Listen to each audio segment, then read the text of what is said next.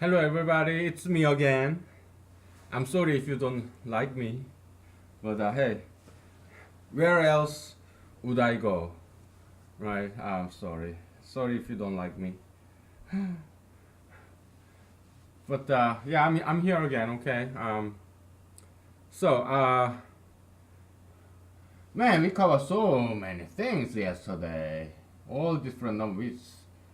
This whiteboard full of stuff. So let's have some fun, okay? Let's have some fun. Today is Thursday, and you know, I'm using past tense. I used to work as a computer programmer, but I yesterday it happened yesterday. So today is August 2nd or something, right? 2018, and yesterday I left my computer programmer job because I've been doing computer programming nearly 2 decades. Okay, so there's nothing wrong with computer programming uh, occupation. If you are in that industry, software industry, in your lifetime, oh, that's admirable. Okay, I admire you. All right, it's great job. And one thing about computer programming job is very secure because not everybody can do computer programming. It's like foreign language, and it's not just foreign language. It's very technical language, computer programming. So it's very secure job. So it's great. It's great. It's just that I'm more like a nomadic kind of person. Nomad, like traveling nomad, traveling salesman, wanderlust. Okay. So that's why I moved from places to different places.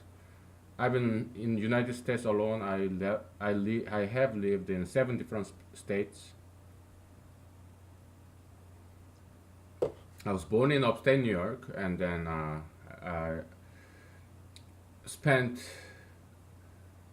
almost 2 decades of my life in Seoul, South Korea. Graduated high school there, and then came back to America just like good old salmon. That's Alaskan joke. I grew up in Pacific Ocean, and then remembered the native scent of the motherland, and I came back to America. So the follow-up joke would be, okay, then why don't you just reproduce and die, like good old salmon? Oh man, but American girls don't like me. Korean girls don't like me. Do you think Korean girls like me more than American girls would? No, they don't. Okay, because Korean girls, American girls, they're all the same. Girls around the world, they're the same. They want a guy with a lot of money and power. Okay, or fame. I have none of that. Okay, so yeah, girls don't like me, and not just that. I'm weird. I'm strange, and I'm not gonna change myself to get a date. No, it's okay to be single. I mean, many times it sucks, but I have my vodka drinks. I have different kinds of vodka. It's all vodka, okay? But I put dandelion flower, and this is red currant, red red currant. There are different kinds of currant berries in Alaska, and but I'm at home. I'm after work. Okay, well I don't have any job now since yesterday. I'm looking for jobs, like, okay, door to door. So I did that today, so I'm back home. So yeah, I'm not driving, so I'm free to drink. Drinking is not bad, okay? Even if you drink every day, as long as you control your drinks and you don't make excuses, like you don't become violent or anything, yeah, then drinking is fine. Everyday drinking is totally fine, unless you have medical issues or unless you are pregnant. Yeah, drinking is not a bad thing. Everyday drinking. So that's the one of many misconceptions, dominant misconception in today's contemporary America, like alcoholism. It's misconception, okay? Of course, abuse or If you get drunk and become violent or things like that, then it's bad. But controlled, proper drinking culture, uh, that used to be good old America, okay, or Europe. Yeah, what was that? In World War Two, in England, Britain. Uh, who's that guy?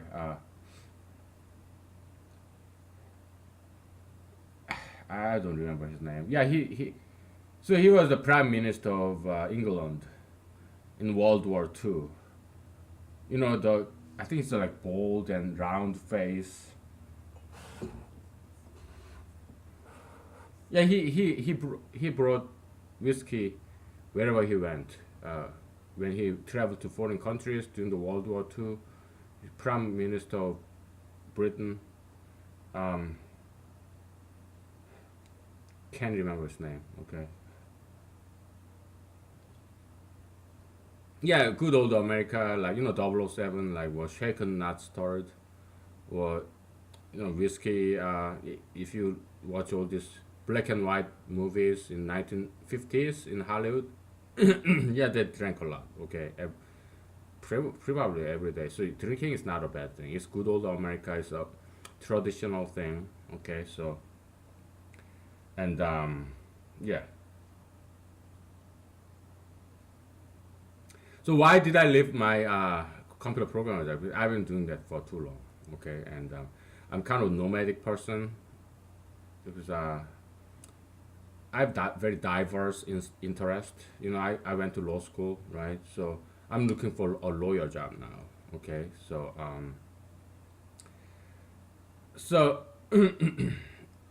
yeah, so I'm doing door to door in knocking because one thing I learned ever since I got into politics is this from my friends. Uh, when they ask for support a candidate, like political campaign, it could be a ballot measure or referendum, whatever. They say from their experience and statistically, the most effective way to persuade voters is going door to door and actually meet them in person, talk to them, listen to them in person, face to face. Okay, door to door. That's what they say. Personally, I don't like door to door approach because I'm talking about door to door, like going there to their residence, getting into their front yard, their driveway, and knocking on the door of their houses. And I never done that because I have no problem people come knocking my on my door. I have no problem with it. Actually, I like that because I live by myself and it's home alone. Many times it's boring. So yeah, I welcome visitors. And my friends, political friends, they say most people are like me. They welcome visitors, and sometimes they like visitors. Okay, especially people like me who live by myself. Every now and then, some people don't like that. Okay, so me personally, I I would not do that, and I've never done that. Going to somebody else's house and knock on the door because it's kind of trespass. You're going to their premises without their permission and kind of invasion of privacy. So yeah, I would not do that. Okay, but I agree with my political friends that person to person kind of approach rather than emailing or mailing or calling. Yeah, actually seeing them person to person, meeting them face to face. I think yeah, I agree with them is the most effective way to persuade somebody because so what I have done in my political activity or helping other people's political activities, I went to public places like shopping malls or grocery stores, and with their permission, the grocery store manager's permission, maybe in their parking lot or entrance or some public parks on weekends where there's this public parks, right? Like, on, lake shore. People just go there on the weekends and on a fine day. And they're just sitting there, okay? They're not walking or they're not going in. They're not busy, so they're just chilling, right? So yeah, I've done that before. I went to there because they're doing nothing, okay? So yeah, most of them welcomed my asking, you know, initiating conversation. They like that. Most of them. Some of them didn't. But they just, I don't bother them. I just leave, talk to other people. So that's why I do door to door resume dropping. So I go to law offices, right? And then I tell them, hey, my name is Lee, and uh, I wonder if I can leave my resume or drop my resume here. And yeah, most of them say, yeah, yeah, sure, sure, yeah, leave your resume. I'll pass this to other people, you know. So yeah, I've been doing that since yesterday noon, because in the morning yesterday, yeah, I processed paperwork to terminate my employment with my previous employer, and yeah, they're super nice. I have nothing against them. That my bosses, my superiors, my colleagues, I love them all, and they love me. Okay, they're fantastic people. It's just that computer programming. Yeah, I've been doing that for too long, and I'm kind of nomadic person, so I wanted to do something else. Okay, that's why I left. That's all. So, and look, my politics. This is a hobby. All right, it doesn't make any money, and I don't spend too much money in it. I don't spend too much time in it. Politics. At the beginning, yeah, I would go to political meetings like 3 times a week, even more. Okay, on average. It's been like that for past 4 months, 5 months, okay, and it's kind of getting old. All right, so I've been doing that too much. I mean, a lot, and I learned a lot, and I made a lot of political friends. And you may think politicians are bad people, but in my experience, they're mostly good, great people. They're in politics because they care and they wanna change what they perceive as something bad. Okay, so yeah, and I learned so much from them, and I became a better person ever since I got into politics. Can you believe that?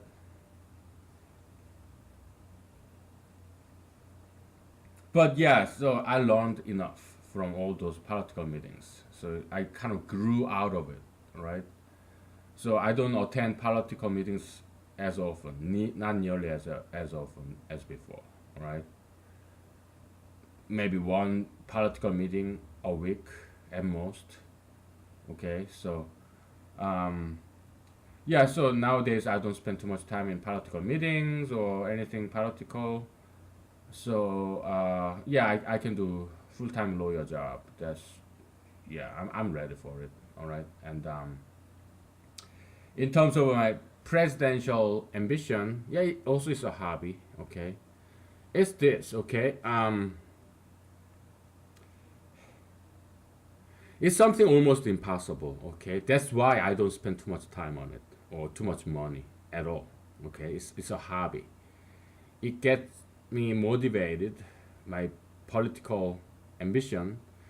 It motivates me to write to national political magazines and national newspapers, and I have done so.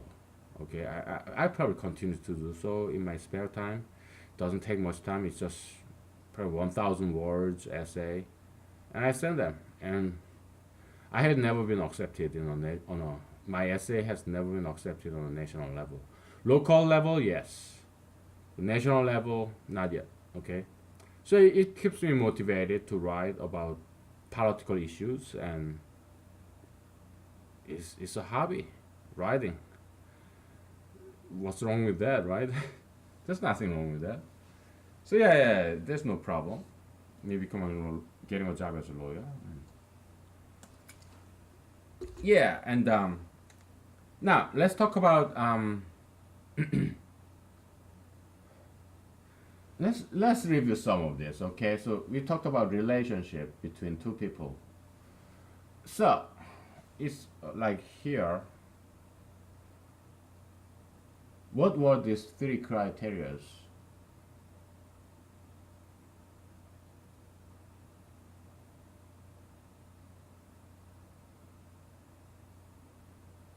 We talked about something like yesterday.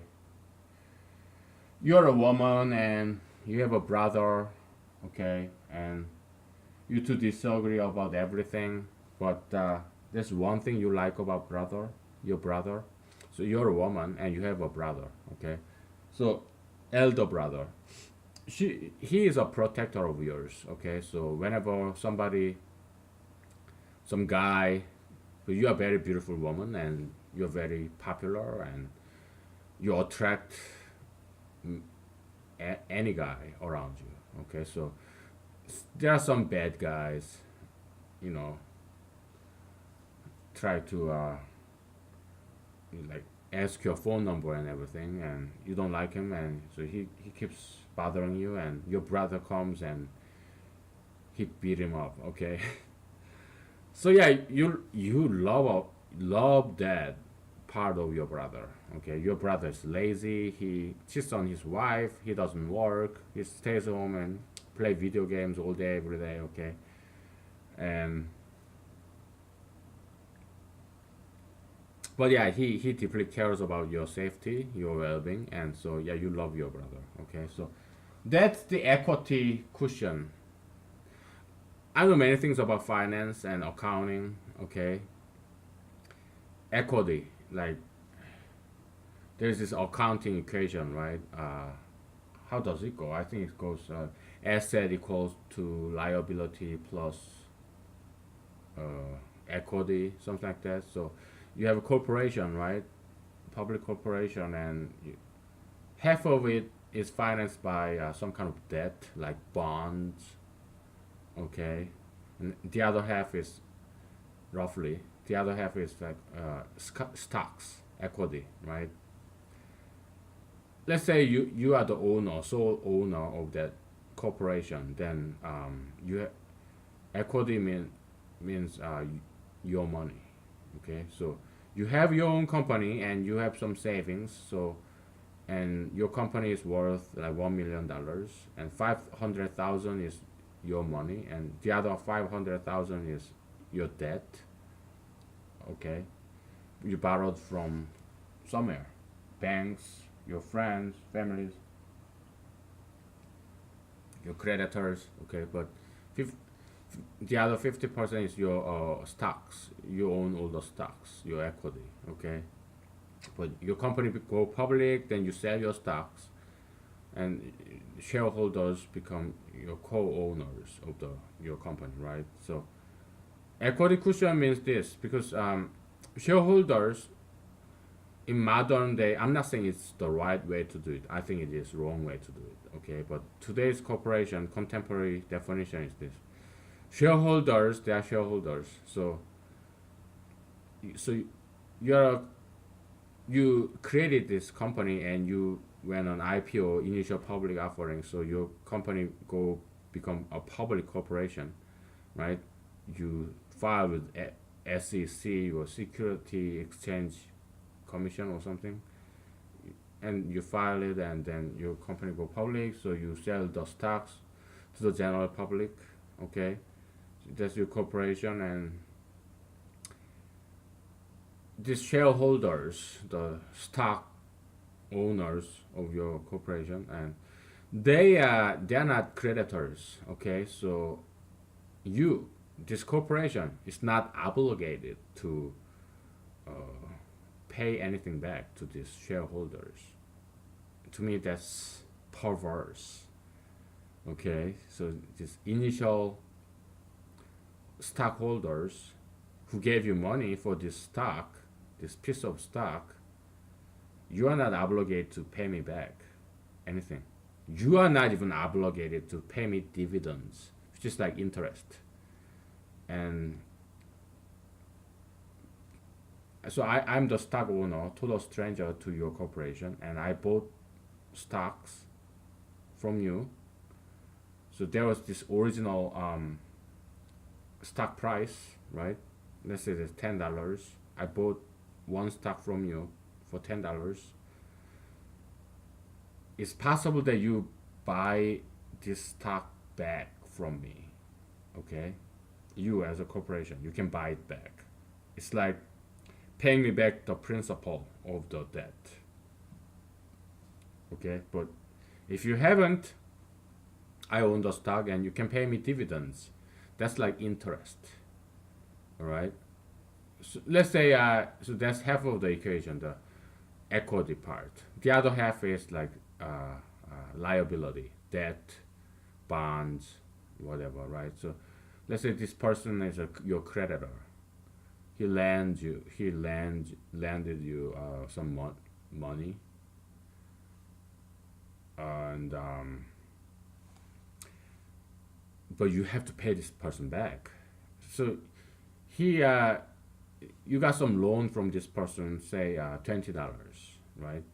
You pay interest, and you paid him back $20, right? So you pay the interest and you pay the principal in the $20 back. Okay, that's the contract, loan contract. For me as a shareholder, you don't have to pay me back. You don't have to buy back my stock, and you don't have to pay the dividend, the interest. Okay, you're not obligated to do anything. Okay, so then how do I make money? Why did I buy your stock? Then the only way for me as a stockholder to make money is to sell my stock to somebody else. So I bought the stock from you for $10, and your company does very well. So people expect there will be a lot of more dividends. So your stock price go up, and like Nasdaq or Dow Jones index, whatever, right?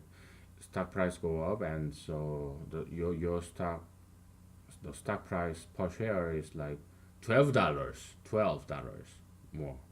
So yeah, I sell it to somebody else. So now I have $2 gain. Okay, the return on investment, ROI, right?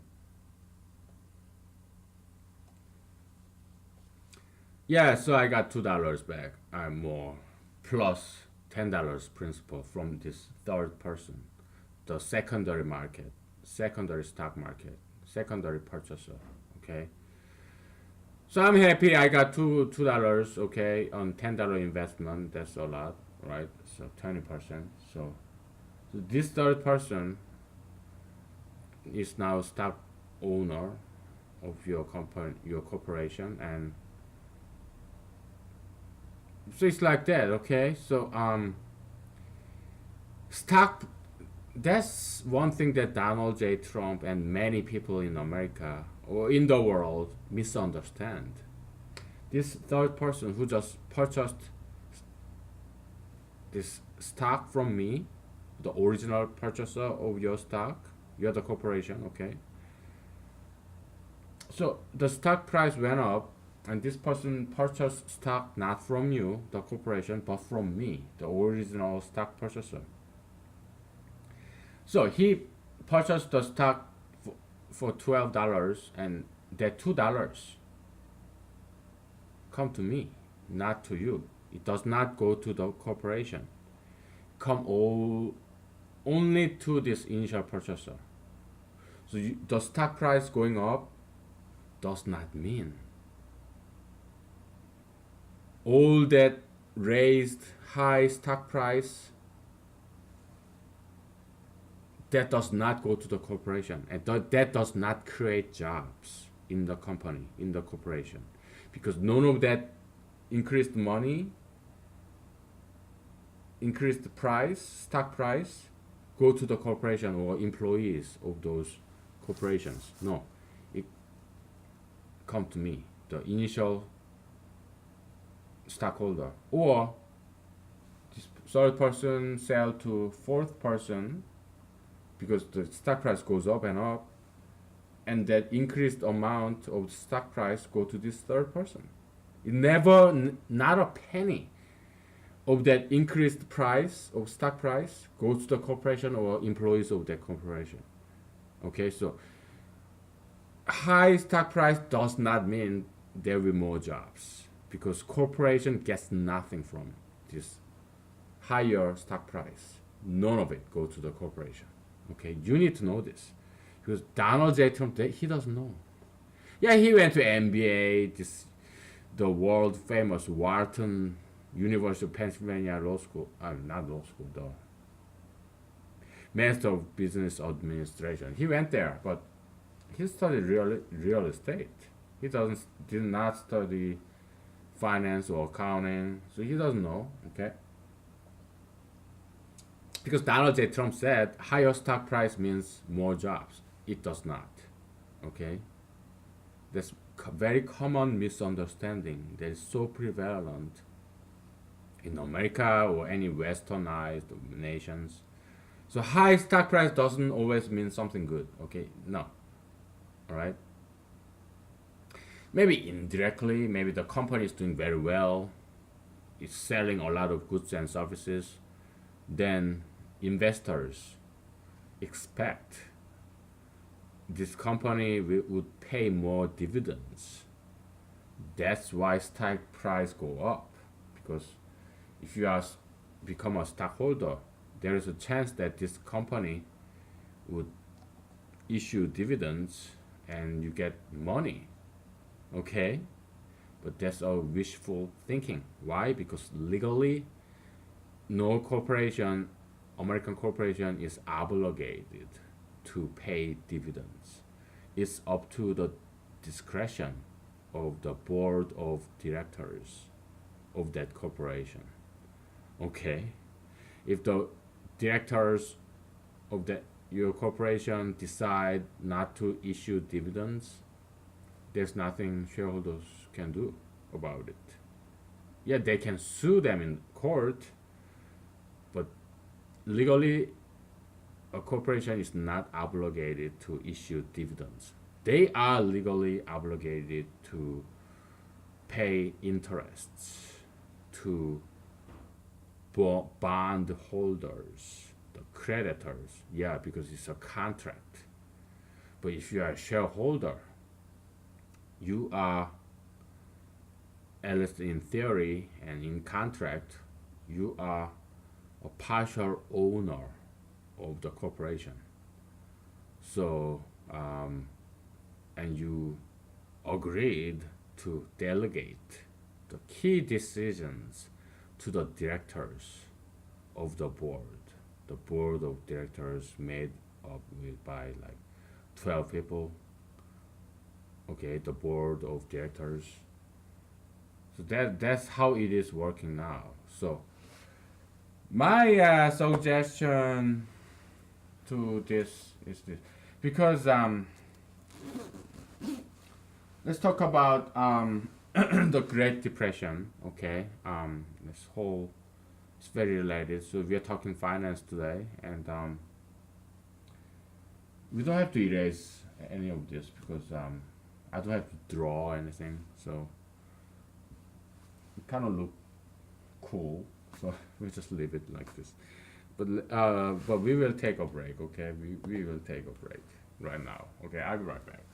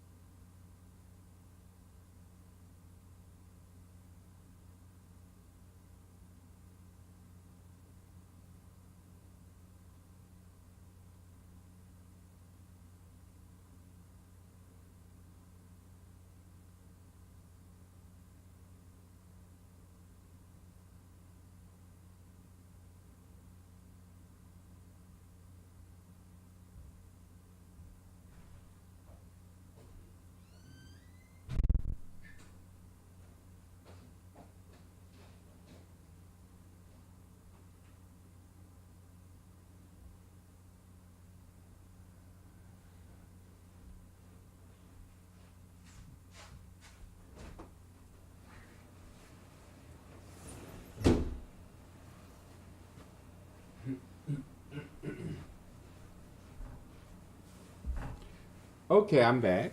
Um, so we are talking finance. Uh,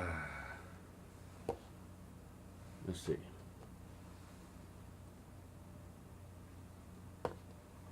Let me get some more vodka here. I love this red currant. I have like more than 10 different kinds of vodka drinks. Putting all this edible plants, wild plants, doesn't cost me anything. Just vodka. Rest of it just wild plants in my backyard or in some of the hiking trails I go to. All different edible plants, like dandelion, chaga mushroom, horseshoe mushroom, and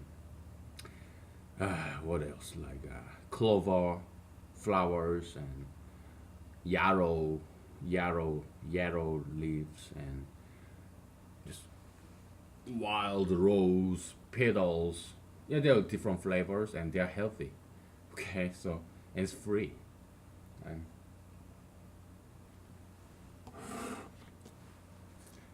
okay, so Great Depression. What is Great Depression? Uh, there was this stock market crash in, was it like 1929 or something, right? Was it Black Friday or something? I don't know. So something like that. So stock market, okay. There was a period in American history called the Roaring 20s, 1920s. This is when all this new technology, like Henry Ford in Michigan. I've been to his museum, Henry Ford Museum. Oh, it's a beautiful museum. Uh, I went there when I graduated from all law school in Michigan, and yeah, so I went there with my family and from Korea, and took some pictures and everything.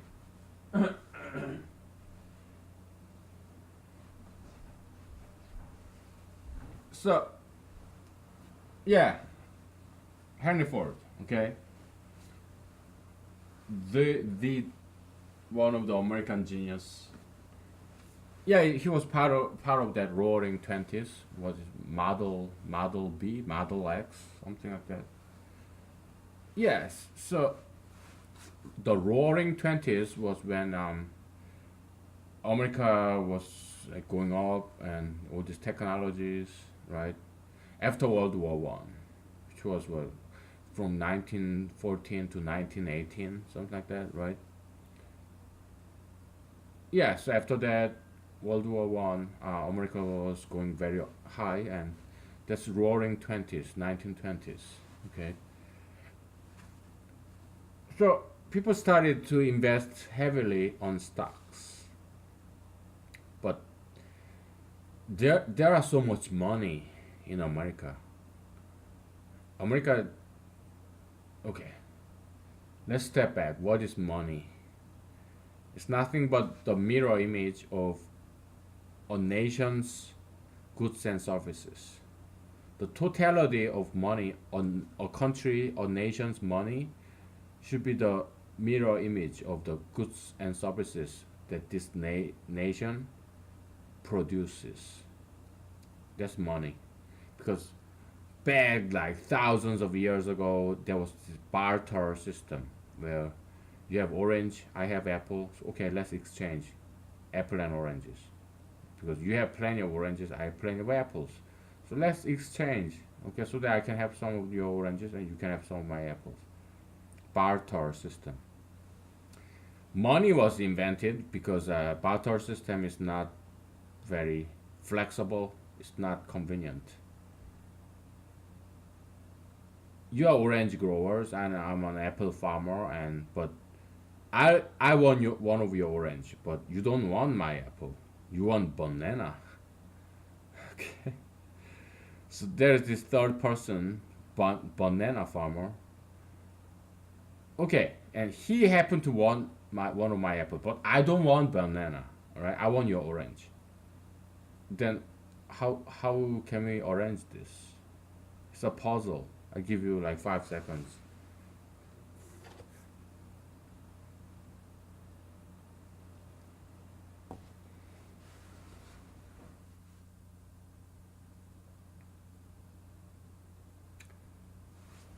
What's your answer?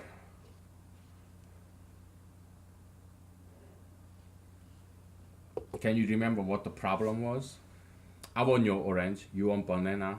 I don't want banana, but this person want my apple. Okay, so how do we do this? To the satisfaction of everybody.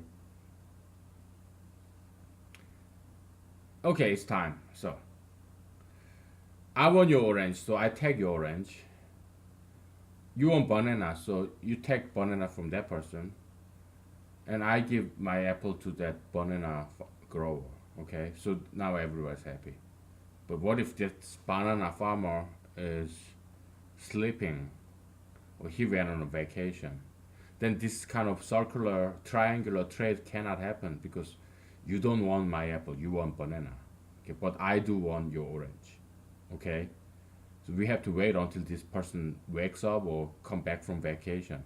Okay, that's how why our ancestors invented money.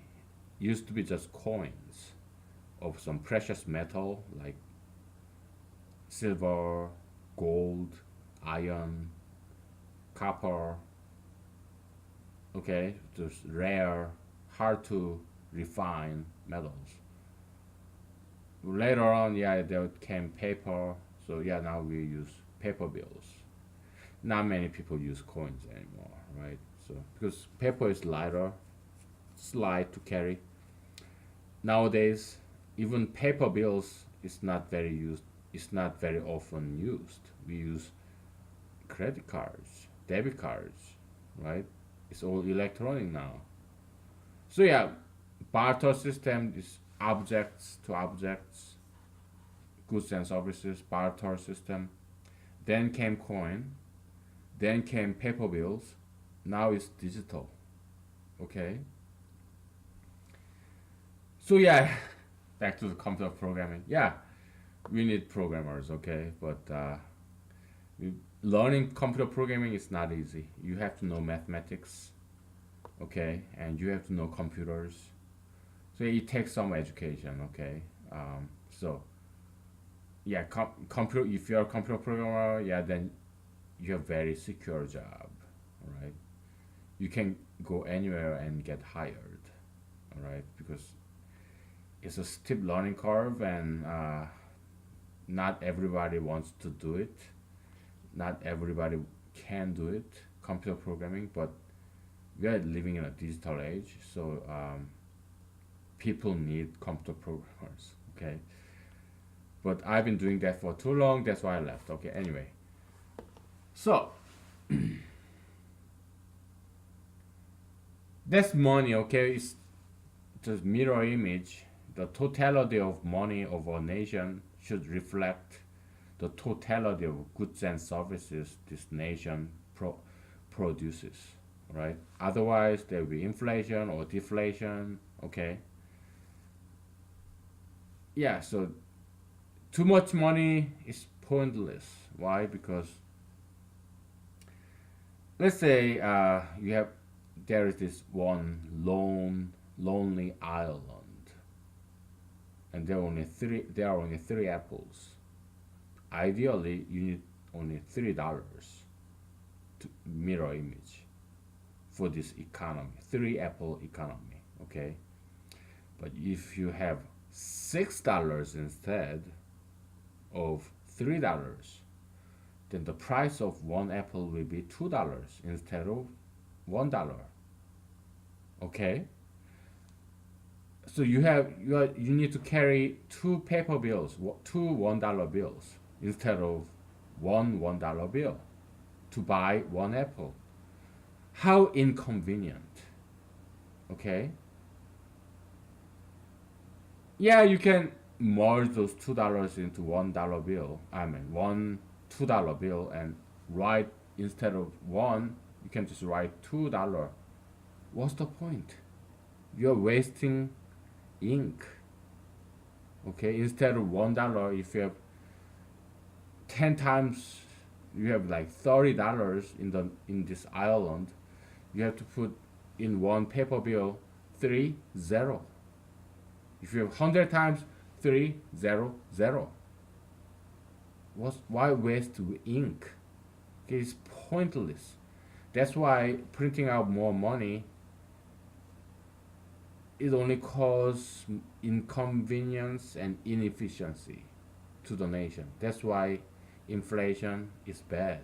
It's cause inefficiency and inconvenience. Okay? It does not make this nation wealthy, or no, it causes more inefficiency and waste ink, energy. Okay? All right. So that's money.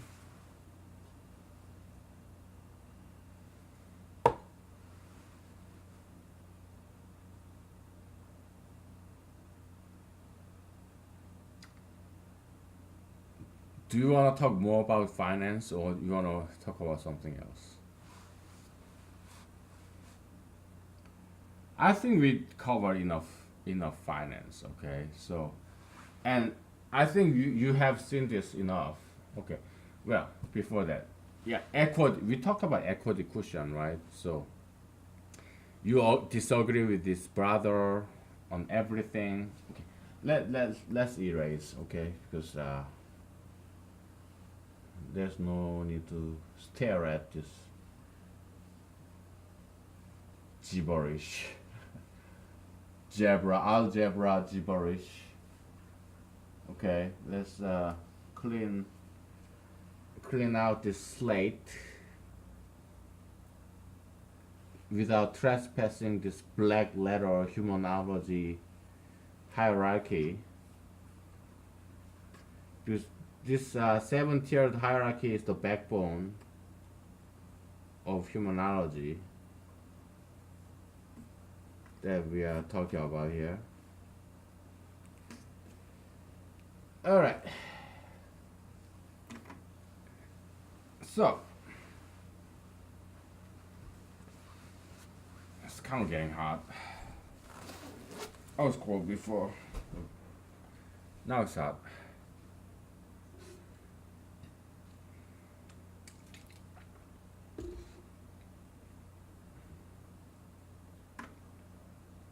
So you have brother, okay, and your expectation of your brother is this. Expectation. You're a woman. You have a male brother. Oh, yeah, of course, it's male. I'm not gonna do any gay jokes or transgender jokes because I don't like. I oppose gayism, LGBTism, because it's not a matter of joke, but it's something very toxic, something very harmful and deleterious. So it's not a joking matter, it's not a laughing matter. So transgender, gayism, lesbianism, we talk some about that later, okay? If I still have my voice. It's kind of been a long day. To door knocking, whatever. So yeah, you're a woman and you have a brother, okay? Male brother. That's so funny. You have some expectation of that part, your brother. Okay, so first, you want, and your brother is older than you, and he's a very strong person. Okay, so he can protect you. So the very first thing you expect your brother to do is he's a protector. He's your bodyguard.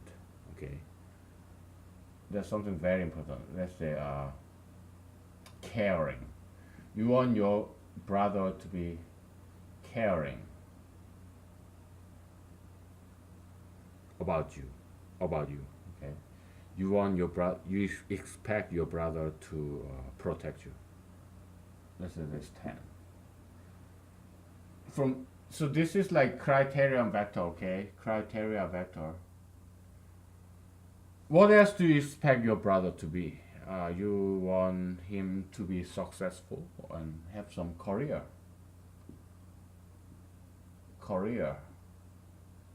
okay? But not as much because you care more about yourself than his own well-being. You care more about your own well-being than his well-being. Because, well, you're a human being, right? So we do this as six, okay? Yeah, you want him to have his own career. One more, carrying his own career, and how about morality? You want him to be a good person. You don't want him to cheat on his wife like Donald J. Trump did, okay? Or many other politicians routinely do, right? They cheat on their wives, right? Like, what's that pilot? I think he was Air Force pilot. He was in prisoner of war in Vietnam. McCain, was it John McCain of Arizona or something? Yeah, he's a fantastic guy. I live in Alaska, so he selected Sarah Palin for the vice president candidate. And yeah, Sarah Palin, I'd never met her. Yeah, she lives in the same town as I do. Was it? I'm sorry. I'm not supposed to say this. Yeah, somewhere in Alaska. Oh my goodness, what am I doing? Because I don't want to tell you where I live. Okay, I live somewhere in Alaska. Okay, Sarah Palin lives in Alaska. She and I live in the same state. Okay, but I never met her. But I would love to. And if you are not an Alaskan, you'd not know. But Sarah Palin was a fantastic governor. I came to Alaska after she ran for vice presidency. Okay, so I wasn't not here when she was politically active, right? But I would love to meet her because you would not know this unless you are an Alaskan or unless you are deep into politics. But Sarah Palin was a fantastic governor. She was a very strong person. Yeah, she's beautiful, beautiful woman, and she was also very strong person. And she went after all this corruption, and she fixed and repaired many corruptions in Alaska. Okay, politically, economically. So yeah, she was fantastic governor. Okay, so um, yeah, I don't know how we got into this discussion, but whatever. That's kind of funny. Anyway, so yeah, you care about morality of your brother, all right? So you do not want your brother to cheat on his wife, okay? So you have some expectation. Let's put this at seven, okay? This is kind of important to you. You care about morality of people, okay? But uh, your perceived your perceived uh, information, not necessarily the truth, but the way you perceive, you observe your brother is this. Caring, yeah, yeah, he cares about you. You have no doubt. Career, your brother is home, is just rely on his wife. He does not work. So career, yeah, he's horrible. -5. Morality, even worse. -6. He's cheating on his wife, who's bringing the bread, money to support him. Okay, so And so the score, the judgment that your judgment on your brother is this. It's that product of this. Again, it's very easy. You multiply each column and you sum them up. So 10 times 10, 100. 6, 5, negative 30. 6, 7, negative, okay, equals to positive 72, 28. Okay, 72, 28. It is still positive review. Your brother still have positive review because he has this equity cushion, okay? He always protects you, and you remember one time when some guy tried to rape you because you're a beautiful woman and you attract men, and some of those men are evil. So some guy tried to rape you, and your brother came and he beat him up. Okay, and you call the police, and yeah, it's a defense of others. It's not self-defense because it's your brother protecting you. Defense of others. Okay, so your brother didn't get any charge, and he didn't kill him. So and the other guy got arrested as an attempt for attempted rape. So yeah, he got his lesson. So he moved out of your state because he does not want to see your brother anymore. Your brother scared him off away, and now there is this reputation of your brother that nobody, no man, wanna mess with you. So you love your brother. He got 100 here. Just equity cushion. No matter how bad other things that he does, you still love him because you have enough equity cushion on him. So the relationship between you and your brother is positive. So this judgment score, judgment scalar, positive number, it means positive relationship between you and your brother. Okay. All right. Let's take a break. After this, we'll talk something more interesting. How is my lawyer job search going? Okay, we'll talk about that. Okay, it's interesting story. All right, it's an adventure. Let's take a break.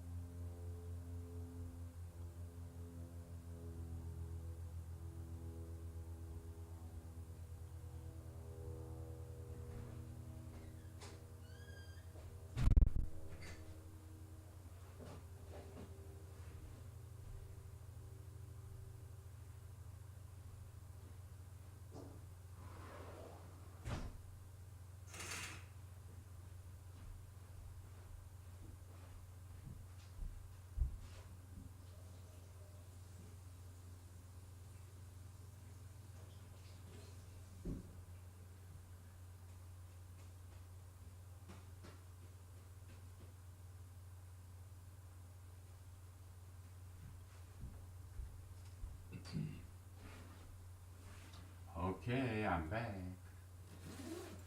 Calm down. All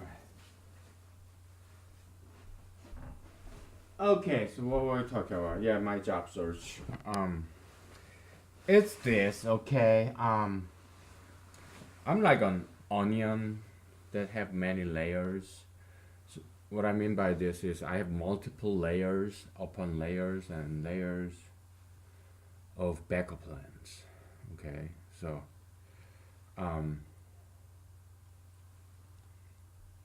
my first preference is this: I get a civilian lawyer job in Alaska, where I live. I'm not gonna tell you where I live.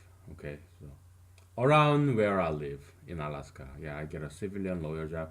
It could be government job, but civilian as opposed to military. Okay, if I get that, yeah, that would be my first preference. My second preference would be somewhere in Alaska, not where I live, the town I live, but somewhere, anywhere in Alaska, I get a civilian lawyer job. That's my second priority, preference, because I love Alaska. I don't want to leave. Uh, I don't want to leave Alaska. Okay, so I want to live in Alaska. Okay, and I don't want to sell my house. I don't want to sell my car. No, I love my house. It's a three-bedroom house in a half-acre lot. I love my house. I don't want to sell my house. I love my neighborhood. Okay, I don't want to sell my car and everything and moving out. No. Yeah, that's why first preference some lawyer job in my around my town. And I love Alaska, so I love the nature, this space, privacy. Yeah, so I don't want to live Alaska, my Alaska, our Alaska. Okay. So yeah, my second preference would be somewhere in Alaska. Okay. My third preference is civilian lawyer job in America, anywhere in America. Washington D.C., Seattle, Washington, Washington D.C., Seattle, Washington, or Denver, Colorado, wherever. Okay. Then my third preference. My fourth preference would be a military lawyer job in around where I'm living right now. Okay. Yeah, yeah. I'm an army veteran. Maybe haven't told you this before, but yeah, U.S. Army veteran. Okay, I was in the army for 4 years. 4 years active, 4 years inactive reserve. So total 8 years. And now I am 100% civilian army veteran because those 8 years have passed already. So I'm not even in inactive reserve. I'm just a civilian army veteran, 100%. Okay. So yeah, I love the army. Okay, I enjoyed it. So I was stationed in Fort Hood, Texas. I was trained in Fort Benning, Georgia, which is in Au- not Augusta, Columbus, I think. Yeah, I think it's Columbus, Georgia, Fort Benning, and also Fort Gordon, Georgia. I think that was in Augusta, Georgia. Okay, Georgia is great, fantastic people. Oh, that's so southern hospitality, right? So I was in Georgia for about a year for all those training, basic training in Fort Benning and advanced individual training, AIT in Fort Gordon. And I had fantastic time. Okay. Okay, let's talk about army first. Okay, my time in the army. So after that 1 year, I was stationed in Fort Hood, Texas, and in the training period, they let you request a duty station. It's not always guaranteed, but they consider it. Okay, so my first choice was Fort Hood, Texas. Why? Because I at that time I had never been to Texas. Okay, so I wanted to go to Texas, all right? And I love Texas, all right? I love Dixie Chicks. I love George W. Bush or George Senior Bush. Yeah, Texas, fantastic. So yeah, I was stationed. They gave me the Texas. Okay, they gave me Fort Hood, Texas, clean Texas. I love clean Texas and Fort Hood, Texas. I loved it because uh, not many people like Fort Hood or clean Texas, but I loved it. Okay, because they're fantastic people, and I love this Texas. It's kind of in the middle of Texas, and I love that landscape. I went out hunting because back then, when I was in Fort Hood, Texas, I had 5 guns. 5 guns. I was huge fan of guns. I have 380, this like 007 small handgun. I had this revolver, this 38 special, and also 357. It's all one revolver. Okay, you can fire both, and then I have 45. Okay, handgun. This re- not revolver but pistol, and I had a shotgun. It was 20 gauge, not 12, 20 gauge shotgun, and I had a rifle, 20, 20 caliber, very something very very fun. Yeah, so I had 5 guns in Texas. Okay, when I was in the army, and yeah, me and my army friends would go to the range and target shooting, and I also went out hunting in Texas, clean Texas, in Fort Hood. But I I guess I'm a horrible hunter. Okay, so when I went out hunting, I don't get to see a single animal. Not a single animal. I think they can kind of smell me, smell my intention. So even before I get to see them, they can smell me from far away. So they move away before I get to see them. So I never get to see a single soul of animal, single shadow of animal. Animals are smart, okay? So they can kind of read your mind. Animals can read your mind, okay? So I didn't get to shoot any animal, okay? So yeah, that's my hunting experience. Not even able to see any animal, okay? I didn't even get to see any animal when I was out there in the field with guns, pistol and shotgun, and I didn't even get to see an animal, okay? Because I'm not a good hunter, okay? I'm not gonna lie to you. So I was in Fort Hood for 1 year, and then we our unit. I'm not gonna tell you what unit it was. We deployed to Afghanistan, northern Afghanistan, for 1 year, and for the whole year, I never got outside of the base, and we were never attacked. It was a northern. I'm not gonna tell you where, but it was a northern Afghanistan where we have a lot of allies, local allies, and I was inside the base the whole year, and we were never attacked, and I never went outside the base. Okay, so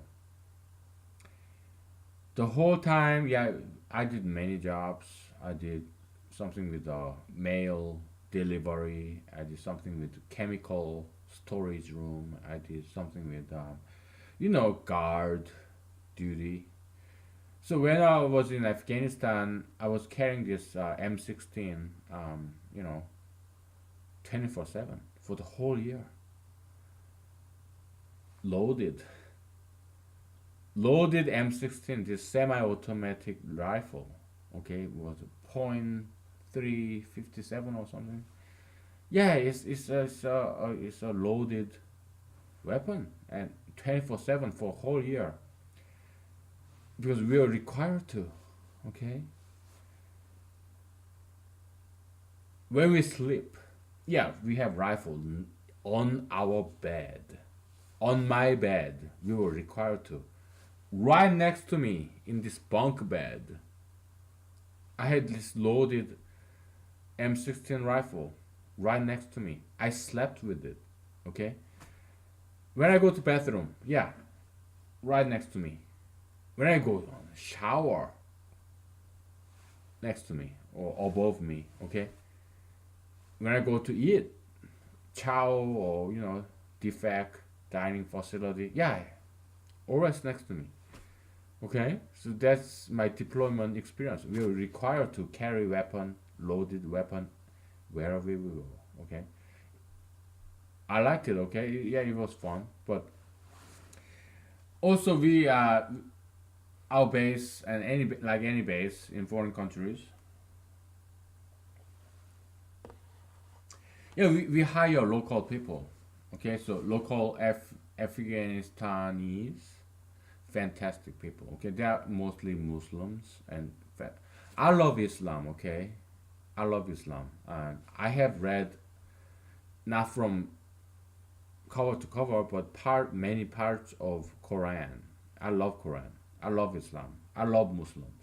Okay, I am not like Donald J. Trump. Okay, so that's why you have to give me a chance to be in a political office. Okay, so yeah, because I can do better. I am better than Donald J. Trump. Okay, yeah, I learned from him, but I didn't stop there. I had learned other things more, so I am a better person than Donald J. Trump. Okay. Anyway, so yeah, Afghanistan people, yeah, they're just like us. Russian people, North Korean people, Iranian people, they're just like us. They go to work 5 days a week, or 6 days a week, or every day a week. And they're hardworking people just like us. They don't care. They can't care less about politics, just like most of us. Okay, they don't care about politics. Okay, they are just hardworking people working for themselves and for their families, their wives and children, or husbands and children.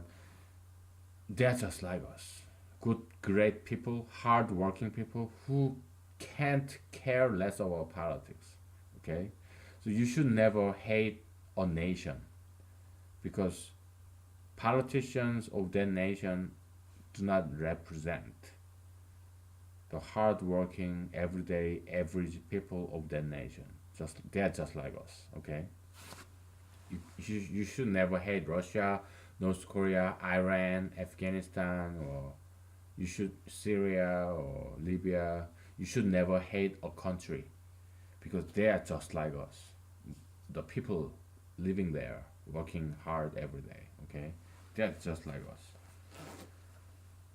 You may hate their politicians, but they never represent us, them. Just like Donald J. Trump, do not represent us. He is just spoiled brat. Okay, he was born with a silver spoon in his mouth in a very rich family, and went to this University of Pennsylvania Wharton MBA program. He's an elite. He's not like us. He does not represent us. If other countries hate Donald J. Trump, it should stop there. They should never hate America because we are not like him. Okay, we care. I have talked to so many Americans who care about North Koreans. North Korean people, they starved to death. They got beaten up just because they said something about against their political leaders. Americans sympathize with North Korean people. Okay? Americans are not stupid. Americans are not evil. Alright? Americans are strong too. Okay. Yeah, in some of my previous episodes, I said I used double F words. I'm not gonna repeat it. Not gonna repeat it, but yeah, I'm sorry. Okay. Yeah, Americans are very strong and smart and compassionate. They're caring. They care about people in North Korea. I appreciate that. Okay, as a South Korean American. Alright. So yeah, no, I have taught so many Americans. Okay, and they care about. I'm talking about like all Americans, like who were born and raised in America and who have no foreign association like I do. Yeah, I have friends and family in South Korea. I spent nearly 2 decades in South Korea. So yeah, I'm not all American. I have thick accents, okay, Korean accents, and but yeah, all Americans. I have met many of them who care about the agony and all these hardships that North Korean people are going through. They're compassionate. They're caring. They're worried. Okay. So yeah. Just if you are not an American, if you are from some foreign country people in anywhere in the world, I need you to know that Americans are not bad people. We are not bad people. Okay, we are very caring. Okay, most of us, maybe not all of us. Yeah, there are some bad Americans, but in your country, in your own country, there are some bad people, right? But they do not represent you. It's just small percentage of bad people in your own country. America is no different, right? Yeah, we have some bad people in America, but most of us are nice and very caring. We are humane, okay? All right, let's go back to my career job search thing after a break, okay? After a break. Yeah, let's take a break.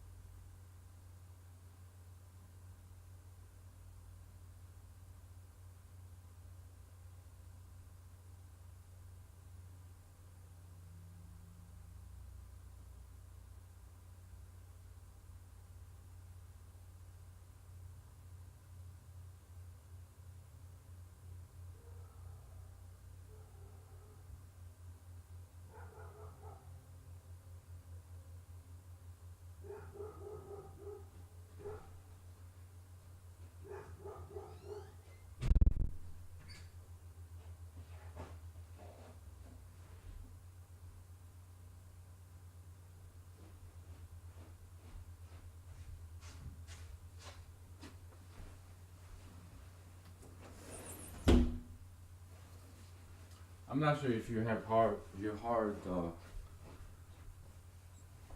dog barking at me. I love dogs. Okay.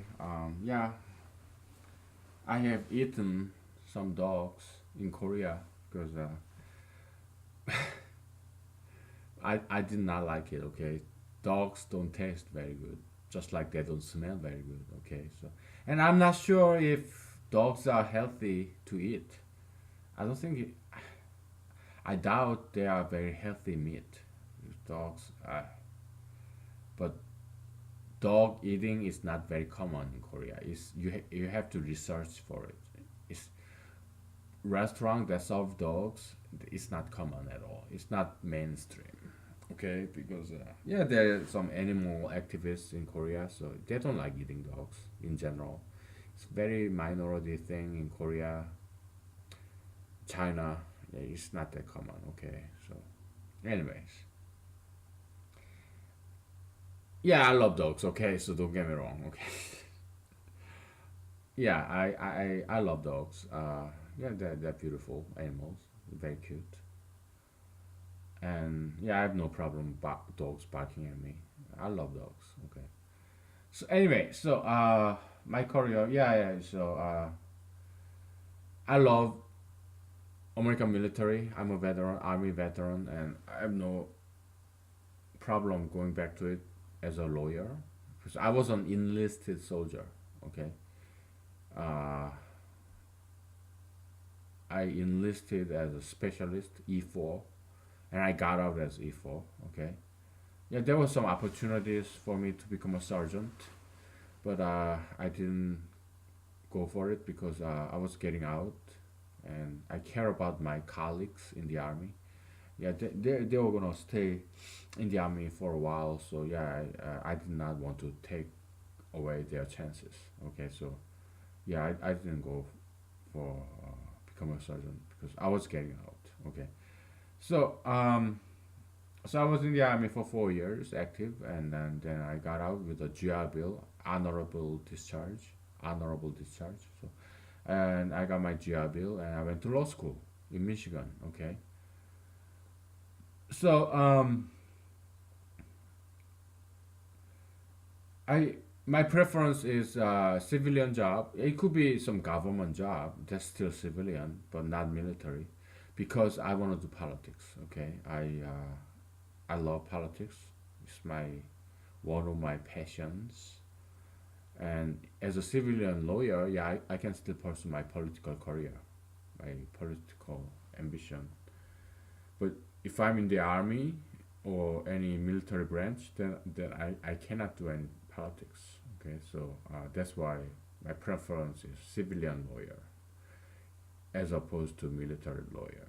Okay, yeah, that's the only thing. And my preference, if I have to go back in military, I have no problem with it. Okay, I would love that. I love military. Okay, so my preference is we still stationed in Alaska. Okay, but if that doesn't pan out, yeah, anywhere in America as a military lawyer, anywhere in the America. If that doesn't pan out, I would have to go back to Korea. Okay. If Korea has no job for me, then my nuclear option would be going back country in Alaska and live off the land as as a human being, Homo sapiens, living in backcountry in Alaska, deep in the woods, and try to survive until I die, until I freeze to death or starve to death or death by some disease, whatever. But that's my backup plans. It's very layered, multiple layer. Okay, because I fantasized about living off the land. Okay, and I actually studied for it before I came to Alaska. I know how to make fire out of nothing with woods. You know, you have this stick and you have this dry tree stump, and you kind of do this and you make fire. And you put some dry grass and you like blow on it. I studied for it. Okay, I know all the edible plants and toxic plants. Yeah, okay. So because I studied before I came to Alaska, I fantasized about it. Okay, because when I came to Alaska after graduating from law school in 2 years, yeah, it typically take 3 years, all right, law school. It took me 2 years to graduate. Okay, because I took two semester, two summer semesters. They go internship, right? But I didn't. I took classes during the summer. And one summer I took Arabic, 2 semesters worth of Arabic, like 10 credits in one summer semester. It was intense. Well, yeah, I learned some Arabic because I love Middle East. Okay, and then so I graduated law school in 2 years, and I was watching all these Alaskan reality TV shows like Yukon Man, Alaska: The Last Frontier, and there's this YouTube video about documentary about this lone Alaskan man who lived off the land. I think his name is like Haimo or something. He actually lived in deep in Alaskan forest by himself for years. I was so fascinated. He built his own cabin. Okay, he would like trap animals and hunt animals, and he lived off the land in the middle of nowhere in Alaska. Okay, and it's not just him. There are many people who do that.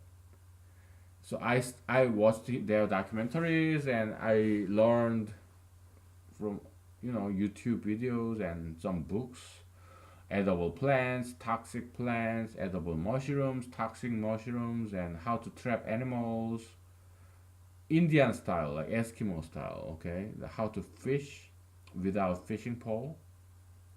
Yeah, I studied those things. Okay, how to make shelter with dead plants and dead trees, how to make a tent with plants around you. I studied those things, so yeah, I do know how to make all those things. Okay, so yeah, I studied for it, and then I just came to Alaska without knowing anybody, without a job lined up. Okay, and I just came here because I was so fascinated. It's like that's like how we real guys, men are. We love adventures. We love taking risks. We love risking our own lives. That's manhood. Okay? It's something universal. Well, it used to be, but nowadays, not many people do that. Okay? I'm old school. I'm old fashioned, so I admire our ancestors' wisdom. Okay, so okay, enough of that. Let's talk about lesbians. Okay, do we need to take another break? Oh my goodness. Yeah, let's talk about lesbianism. All right. Let's take one more break. Final break. I promise you. Then we call it a day. Okay. After we talk about lesbianism.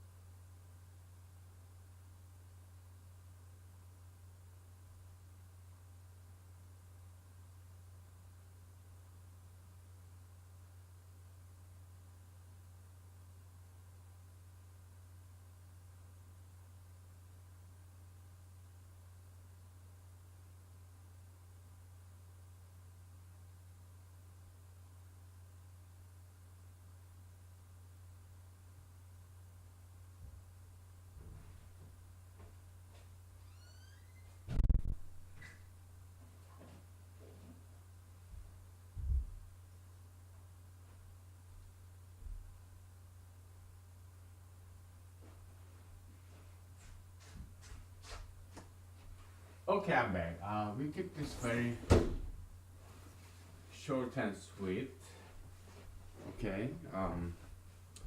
Humanology is not about hatred. It's about love. Okay. Humanology is very Christian based. Okay. So about Christianity, that's whole another chapter.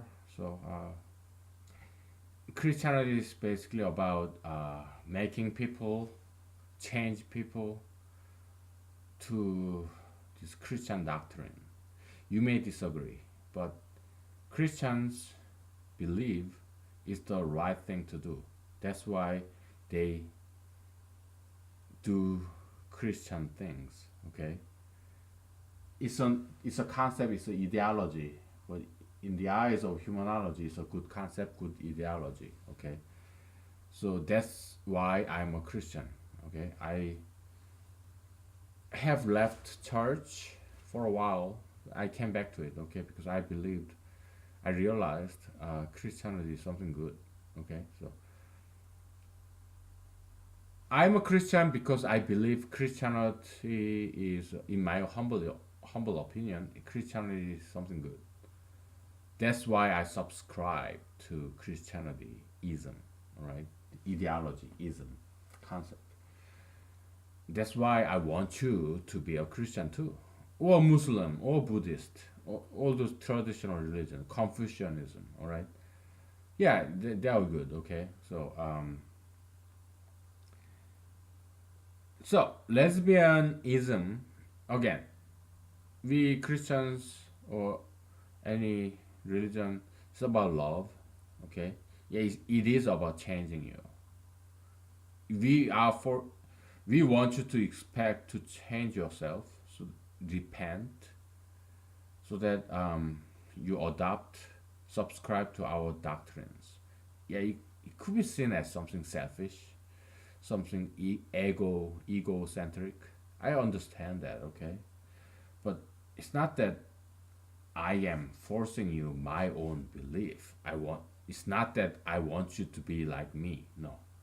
There's Christianity and there's me and there's you. I looked at Christianity and I subscribe to it because I think it is something good. And I want you to subscribe to this Christianity. It's not me. It's this me ideology of Christianity and you. I looked at its ideology and I subscribe to it because in my belief it's something good, and I want you to subscribe just like I did. It's not me, it's this ideology. Okay, I want you to adopt this ideology. It's just not me. Okay, I did not create Christianity. Okay, it's done for like 2,000 years ago. Okay, with Jesus and people before him. And so yeah, it's not that I want you to be like me. No, I want you to subscribe to this traditional religion. Okay, so now lesbianism. Okay, it's this. Women want, they have many sources of happiness. Maybe their career, maybe their kids, maybe their the way they are perceived by men. Okay, if let's say you're a woman, okay, but yeah, let's assume that you're a woman, and if you are perceived by men to be beautiful and desirable, it makes you happy. Does not matter whether you have a boyfriend or you have a husband. Still, when men perceive you as some woman desirable and attractive, you're happy. Okay, it's something biological. You feel flattered when a man say you're a beautiful woman. Okay, it's one of the major source of happiness for women. Okay, that's why I want you to be beautiful. I want you to take some efforts to be more attractive to other men. But lesbianism is against that. Or there are good feminism and bad feminism, okay? Good feminism make women more beautiful, competent, confident, and independent. I love that. That's good feminism. Okay. Bad feminism is this. They hate men. So they want to be ugly. That's part of the lesbianism. Okay. I'm not saying you are ugly. I love people. I do not hate nobody, no matter how strongly I disagree with them. That's Christian attitude. We hate no human being. We only hate evil ideologies like bad feminism or lesbianism. Any lesbianism is bad in the eyes of humanology, okay? What lesbianism teaches you is this. Yeah, you should not look pretty. Bad feminism, yeah, you should not serve men's lustful eyes. You do not exist to entertain men. You are not sexual objects. I understand where they're coming from, okay? I do. But men and women, okay, like it or not, we coexist. Okay, you cannot go to an island, this Lesbo island, and live with women only. That's just not how it is. Okay, you have to deal with men, whether you like men or not. It's the reality. Okay, so now if you displease men, if you make men unhappy, men will make you unhappy too. Why? Because to men's eyes, you, a lesbian or bad feminist, you cut your hair short, you do piercings and all these piercings and tattoos everywhere, and you never wear skirts or high heels, or you always wear like this loose jeans or this baggy clothing, and you walk and talk like a man.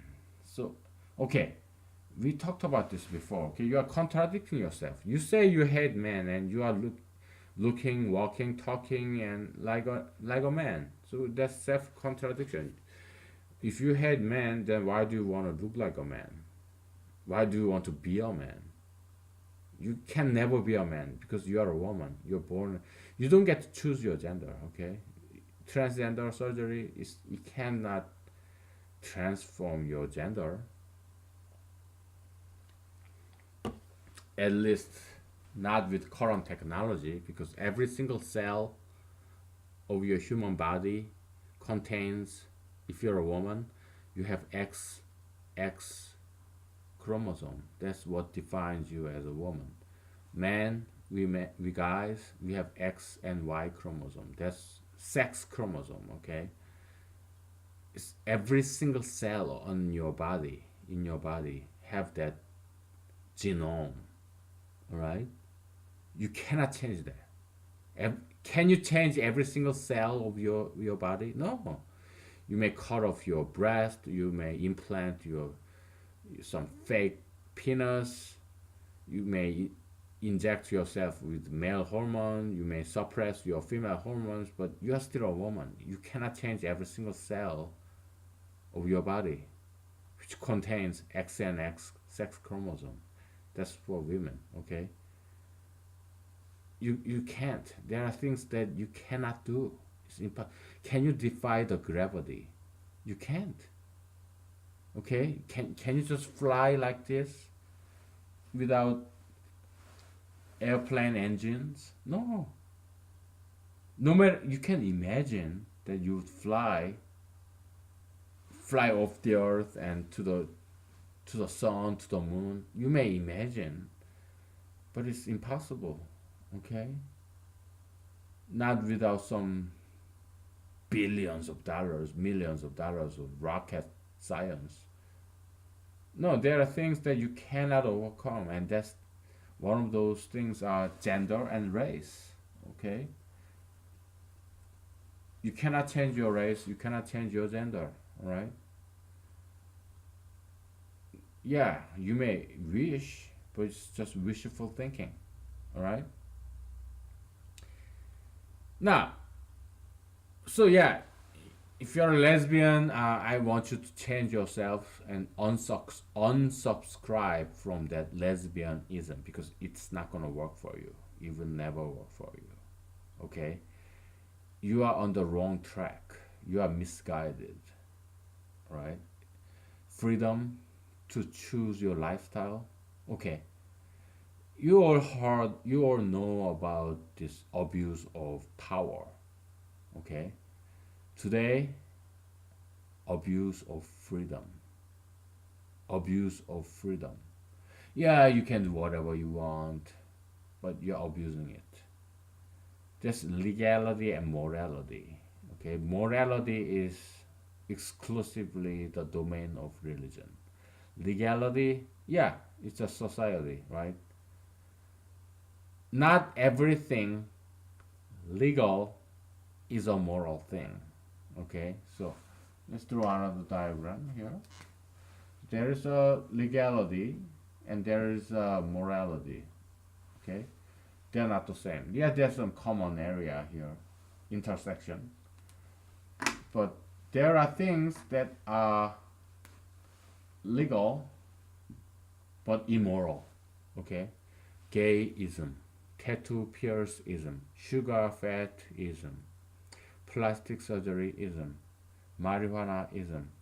In the eyes of humanology, they are legal but not moral. Okay, because why? Because it's bad for you. Morality is about well-being, about what is good for you, not what you want, but what you need. What is good for you. You may not like it, like no pain, no gain, right? You may not like it. This all these moral rules, but it's something good for you. Okay, so lesbianism. When I say ugly, it's the lesbian style that is ugly. You subscribe to this lesbian style of short hair, this all these baggy jeans and talking like a man. That's ugly. Okay, it's not that you are ugly. No, you are adopting lesbianism, which is very unclean and ugly. Okay, it's gonna ruin you. Why? Because you can never be happy unless you are beautiful in men's eyes. Okay. Oh, you say this because you wanna see pretty girls and satisfy your sexual fantasy. Maybe. Yeah, probably, right? But hey, you distrust men, you shouldn't. Because most, yeah, there are some bad guys. I'm not denying that reality. But most of us guys are good.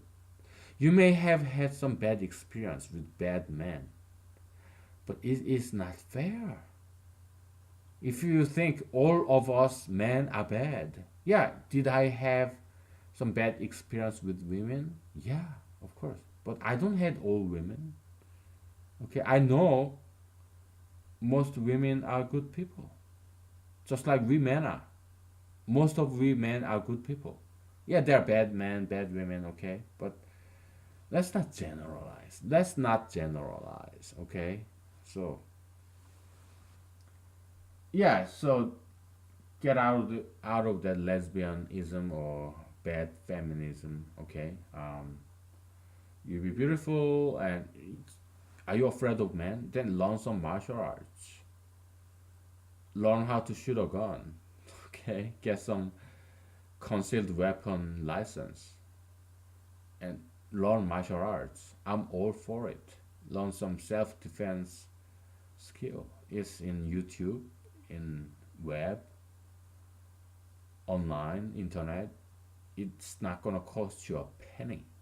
You practice martial art. You don't have to go to class if you don't have any money. If you do have money, yeah, go to class. Okay, money and time, yeah, go to class. Otherwise, do what I do. I punch in the air like this, right? Punch it. I know martial arts. I practice martial arts on my own for free, watching YouTube and reading books and some cheap books and dirt cheap books and from my friends. Okay, yeah, I practice martial art. Like, okay, how about teach you some self defense skill? Okay, so martial art, there's martial art and martial skill. Okay, martial art is more like martial philosophy. You don't learn martial art to hurt people. No, you learn martial art to protect people. Okay, it's not martial skill. No, it's martial art, martial philosophy. You learn martial arts to protect people, including yourself. Okay, so because you are not fighting people, you are fighting demons, the spirits, the ideologies. Okay, criminality, criminalism. Okay, you're exercising them. You are correcting them. You are not killing them. No, you are expelling the demons out of them. You are an exorcist, ghostbuster. Okay, that's humanology. Okay, so you don't kill that person. You disable. You don't even disable them. You neutralize them. Okay, if you know martial arts, you can neutralize that person and correct that person without any injuries. You can inflict pain without permanently or hurting that person, without breaking a bone, without blood. No, no. You just grab that person, okay, and then you leverage against the joints and you twist just a little bit on so that this person feel the pain. You just twist a little bit, okay, and push a little bit, okay. So you have this that person have some arm and he tries to rape you, okay. Maybe you punch that person's chin like here or here, okay, or maybe poke in the eye, or punch in the eye, or smash the ears like this, okay. You stun that person, okay, or you can kick that man's crotch with your knee, or you step on that man's toe with your high heel shoes very fast and very strongly. If that person's in pain and you get behind that person and you grab his wrist and grab his for, bicep and you twist it, okay, and that person is in pain so he cannot do anything, okay, so you can teach him a lesson without breaking a bone, without uh, making any permanent scar, without blood, anything, okay. So you can learn all these things, or you can hit his neck right here, Adam's apple, okay. You can punch it like this leopard style.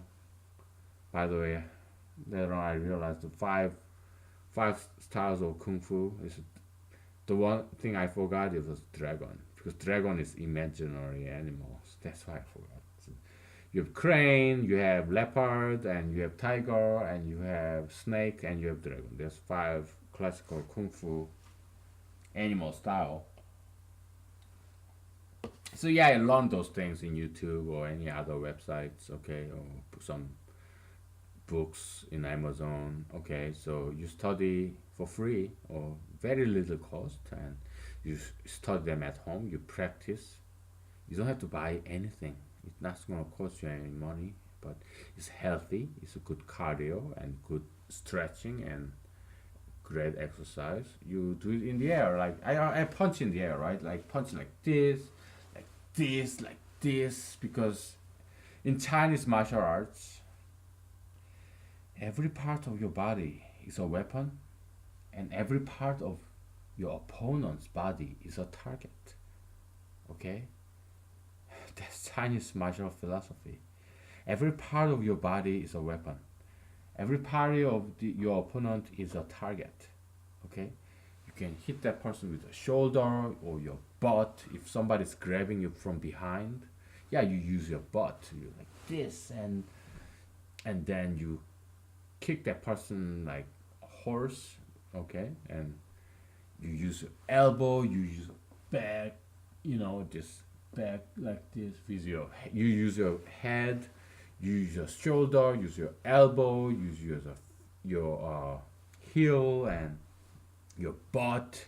Okay, you use everything in like this. You have that opponent, right? You can hit the neck, you can hit the chin, and you can punch with your back fist this clavicle like this, or you can do smash his ears, or you can poke his eyes like this or this. Okay, or you can smash his nose, and you can jump and smash his head with your elbow like this. Okay, or just like elbow like this like like anywhere. Okay, so Chinese martial arts is very versatile. Okay, you use your like here like this. Okay, like this. Use, or even in a crane style, you use your wrist like this. Okay, like this, this, this, like this. Okay, like this. There's so many different things in Chinese martial arts. Okay, so yeah, have fun. Okay, all right. Good night.